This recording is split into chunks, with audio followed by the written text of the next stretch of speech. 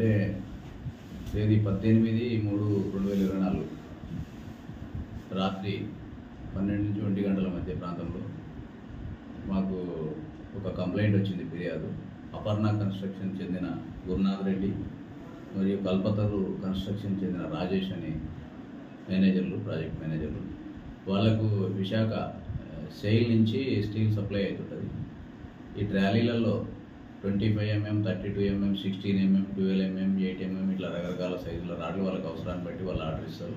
Transport vehicles వాళ్ళు vehicles పెడతారు. Company వాళ్ళు అడిగితే ఆ వెహికల్స్ అక్కడ లోడ్ చేసుకొని ఇన్వాయిస్ తోటి గేట్ బయట ప్రాపర్గా రిజిస్ట్రేషన్ తోటి బయటికి వెళ్తాయి. అవి వెళ్ళాక వెలుమల చివార్లో ఒకటి మోహన్ రెడ్డి అని బ్రిక్స్ కంపెనీ ఉంది, బ్రిక్స్ తయారు చేసే సైటు, ఓపెన్ ప్లేసు. దాంట్లో ఈ ట్రాలీలు పోయి ఒక్కొక్క వెహికల్ నుంచి సుమారు 300 నుంచి 500 kgs వెయిట్ తోటి, అంటే రాడ్ల లెక్క ఒక 20 రాడ్లు, చిన్న సైజు అయితే 20 రాడ్లు, పెద్ద సైజు లావు అయితే 10 రాడ్స్, అంటే మ్యాక్సిమం ఒక 500 kgs దాటకుండా ఒక్కొక్క అక్కడ అన్లోడ్ చేస్తారు. ఎవరు ఈ డ్రైవర్లు అన్లోడ్ చేస్తారు. డ్రైవర్లు ఎవరు ఆదేశాల మేరకు అన్లోడ్ చేస్తారనేది ఇంకా విచారణలో ఓనర్కు సంబంధం ఉండొచ్చు, ఉండకపోవచ్చు.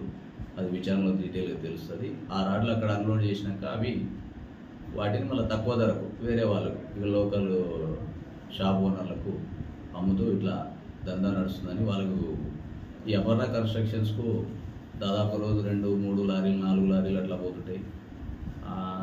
వాళ్ళకు వెయిట్లో తేడా వచ్చి, ఇక్కడ రాడ్లలో లెక్కలలో తేడా వచ్చి డౌట్ వచ్చి వాళ్ళు సర్వేలెన్స్ పెట్టుకొని ఈ కంపెనీలంగా బయటికి వెళ్ళినాక లారీలు డైరెక్ట్ మా సైట్కు రాకుండా ఎక్కడ పోతున్నాయి ఫాలోఅప్ చేస్తే వాళ్ళకి తెలిసింది. ఆ సమాచారం వాళ్ళు పట్టుకుని మాకు రెండుగా పట్టుకొని తీసుకొచ్చాము.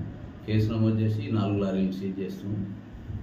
ఇంకా దీనికి ఎవరెవరు దీని వెనకాల ఉన్నారు, మళ్ళీ ఎవరు కొంటారు, ఇవన్నీ విచారణలో తేలుతాయి. ఫైనల్గా రిసీవర్ ఎవరు, ఫైనల్గా ఎవరు బెనిఫిట్ అవుతారు, డ్రైవర్ల పాత్ర ఏంది, లారీ ఓనర్ల పాత్ర ఏంది, అంటే లారీ ఓనరా, ట్రాన్స్పోర్టా, మరి రిసీవర్ ఎవరు, ఇవన్నీ పూర్తి విచారణలో తెలియజేస్తే ప్రస్తుతానికి అది 4 లారీలు సీజ్ చేసి మా కస్టడీలోకి తీసుకుంటాం.